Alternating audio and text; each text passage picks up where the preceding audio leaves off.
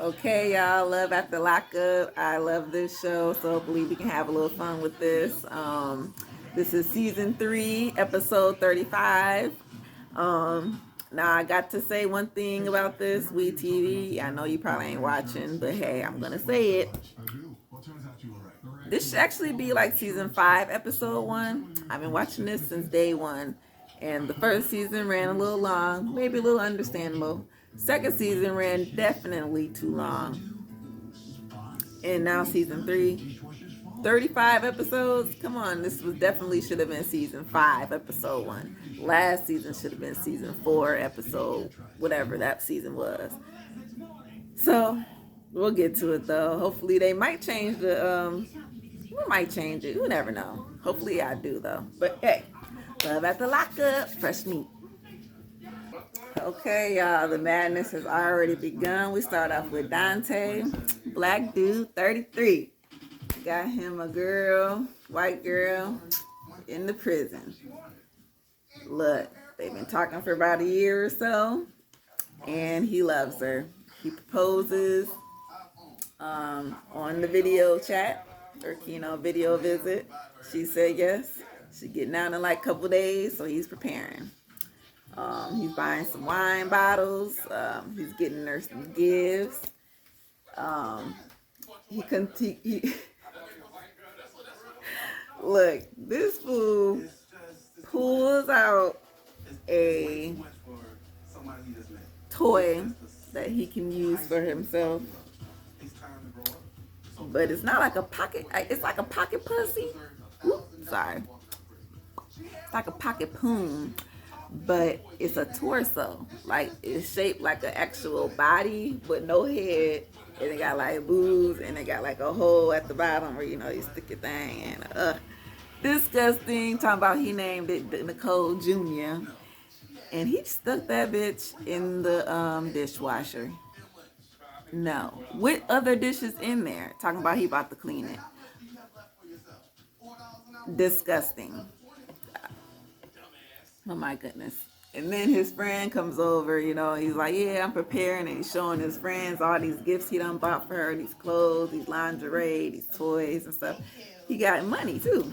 He like, yeah, I'm gonna give her this a nice little stack so she got something when she get out. His friend like, dude, you is one crazy ass mother lover. And I'm looking at him like, yep, you right. He wouldn't be on this show if he wasn't. Okay. And by the way, Dante said he didn't like a girl who was shallow or materialistic, but you are continuing to buy this girl all types of material things. So think about that, Dante. Think about that. Okay, then we meet our new contestant, Brittany. Black lady, 33, very bad and bougie, prim and proper type. And her little inmate man name is Ray. And her thing is, they've been talking for a while. And they're in love, all that good stuff. She can't wait for him to get out, because when he gets out, of course she wants to get married. But catch 22 is she has not told her mother, father, or family about this man.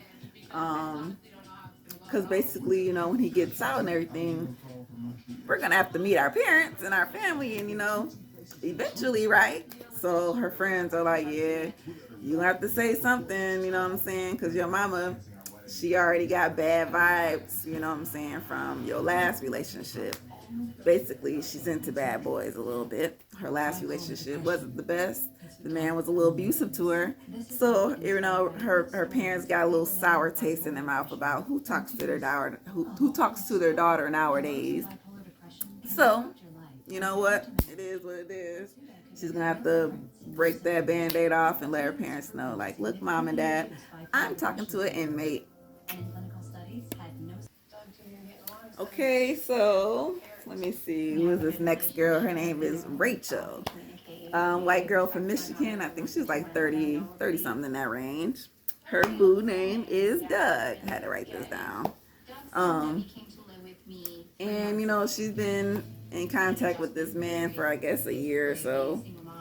Not even a year. I would say, because they was married within 10 months. They're actually married versus the other ones. They got married in the jail after he proposed to her on a whim. And he's supposed to be getting out soon. So she's preparing. She's buying all these things he likes. Bologna, non-alcoholic beer, because, you know, he might be on probation. What else she say? Something. It was all the B's. Something weird to that nature. And this is not her first inmate. This is not her first rodeo. But she's married to this man. She said the third time was the charm. Hopefully it is, honey. Hopefully it is. They have not consummated their marriage because in Michigan, which I live here in Michigan, I didn't know you can't have no conjugal visits. I mean, I don't got no inmates to go visit, but that sucks for you. So she ready to get it on. So come on, Doug. Come on home. Okay, so Rachel goes ahead to say that, you know, after they got married, she decided to let his son move in with her. So she's playing stepmother at this point. Got the son living in there. Daddy should be coming home soon. And he calls. You know, they always get a call from the inmate. And he says, hey, babe, what's up? Did you talk to the PO? She's like, no, I ain't get to it yet. He's like, bitch, you need to get on that shit. What the fuck's wrong with you? And what's up? And she says, so, you know, don't you want to talk about the kid or whatnot? And he's like, yeah, okay, how he doing? I bet you just babying the fuck out of him anyway, right? So just keep on babying him and then, you know, he'll be all right. But anyway, who's the boss? I'm the boss. All right, bye, bitch. And she like... She's like, yeah, he's just a little crabby today, you know, but goes ahead to say in the confessional that he might be a little on the controlling side. So, girl, something she's going to have to watch once he get out, because he might be, if he yelling at you like this on the phone, I mean, he wasn't really yelling at her, but his tone, if he doing this on the phone, girl, wait till he get home. Okay, so next on the scene, we got Courtney. I think she's about 30, and she got her inmate name is Josh. Now, you know, these repeat names, because we had a Josh before, and he didn't turn out so well. So, girl, what you think this Josh gonna do? Anyway, Courtney was a correctional officer, you know, CO at one of the jails in her town, and she just so happens to meet Josh as he's an inmate, you know what I'm saying? Like, oh, I'm here as an inmate. And for some reason, they talked, they hooked up. I guess he was writing little letters somewhere that she found, and it just explains how he was so depressed and lonely in the world. And she was like, oh my God, I just connected with him, and they just connected. Now, within 6 months, they got married.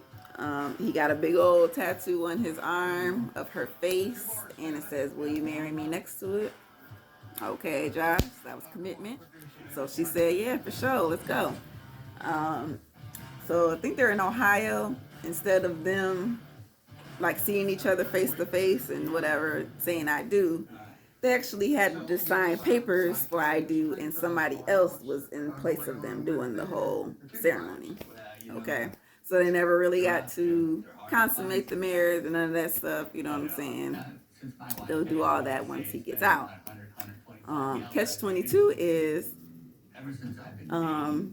because she dated her inmate, it's against the law. Like, see, of course, at your job, you know, you're not supposed to date people you work with or whatever, right?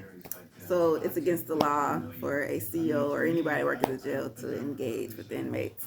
So in that, she got 2 years probation, and instead of him getting paroled to her house, he has to parole somewhere else because of her probation, which is unfortunate. But that's what you get, girl. That's what you get. Okay, we got Stan, the old man, y'all.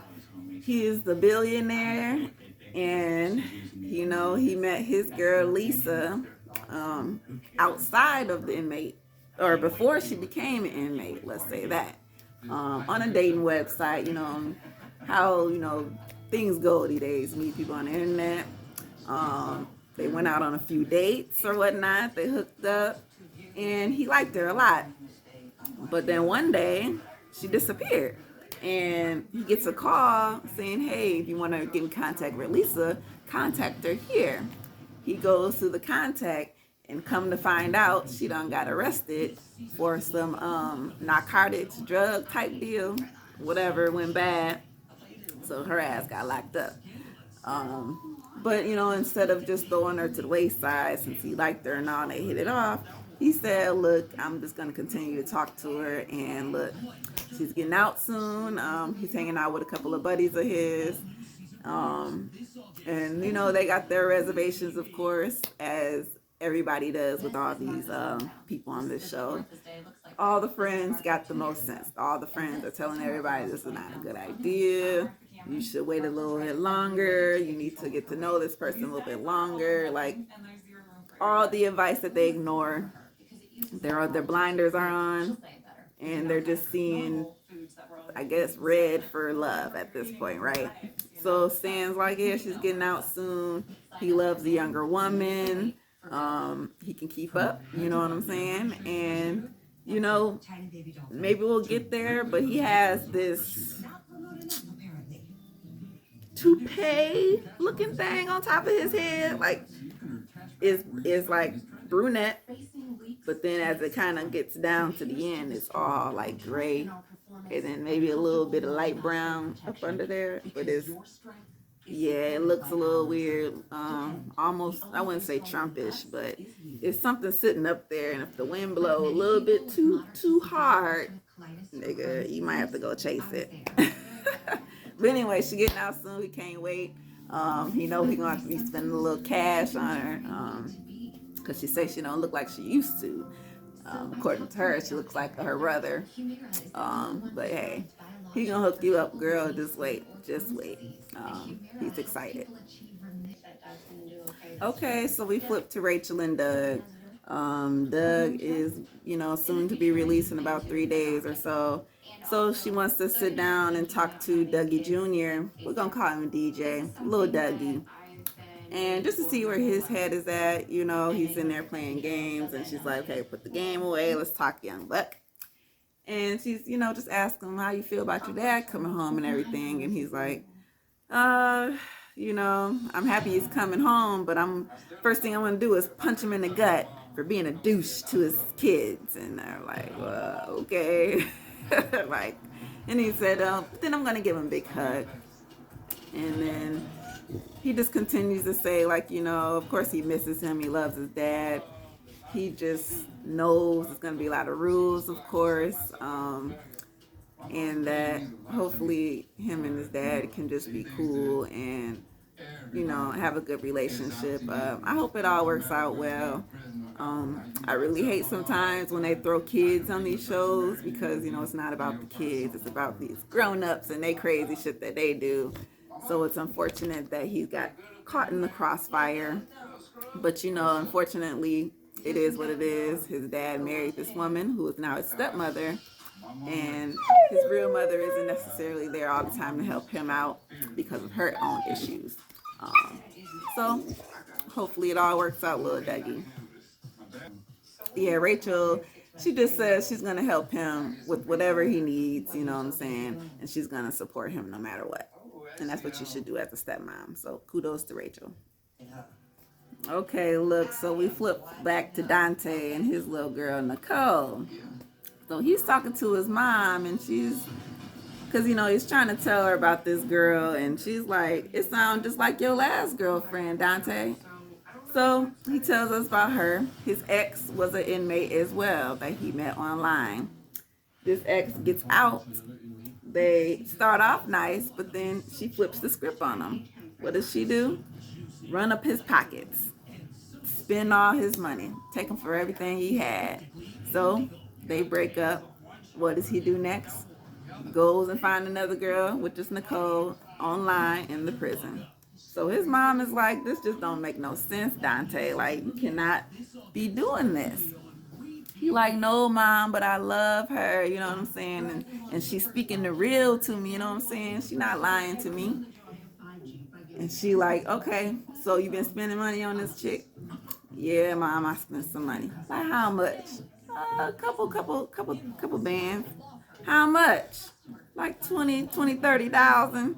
$30,000 on this girl. On what, Dante? On what? You know, my commissary and stuff. You know, look, Dante is. I'm sorry, Dante, you a fool. You is a fool in love. Whatever how that song go, I can't even think of it right now. You just a fool. You know you in love. What you say? Hey, hey, hey, hey, hey. You the fool, Dante. Hey. Okay, so the first inmate to get out is Josh. Now, Courtney is on her way to pick him up, right? But because of her probation, she cannot actually go up to the building to pick him up. She has to stay like she's like a block away, while her friend who is driving her goes to get him, and then she'll drive back to pick her up, and then like that meet up with her after she gets him. So they're driving on the way, and she just mentions, of course, how excited she is and everything. And she's like, I'm gonna dress up like a pickle. They have this little joke between each other about I don't know if y'all ever heard the saying, I'm just a big deal, or I'm not a big deal, or something like that. And they always use a pickle as the deal, because deal, pickle, get it. Some weird joke between them, and she's gonna dress up as a pickle when her friends arrive. It'll be like a big surprise. Hopefully he'll get it, or whatever she says. It's part of their inside joke. Okay, it's cute. And that's just kind of how we end off things. This is I think gonna be a good ride. Love After Lockup. I'm gonna call it season 5, episode 1, even though it's on the TV they got it listed as season 3, episode 35, which is very ridiculous, but hey, it is what it is. I'm gonna call it season 5. Love After Lockup, y'all. We got 5 new crew members, and it looks good. It looks like it's gonna be very, very good. So if y'all want to join me on this ride, let's ride, and let's enjoy. Peace out, y'all. Thank you for enjoying. Thank you for watching.